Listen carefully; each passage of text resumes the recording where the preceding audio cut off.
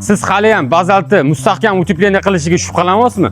Hozir sizga qisqacha eksperiment qilib beramiz. Bunga kerak bo'ladi bizda telefon, idish ichida muz va muzni o'zi.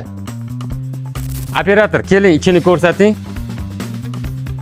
Soat vaqtiga e'tibor berasizlar, 13:12. Biz buni hozir 5 minut yoqib ko'rsatamiz.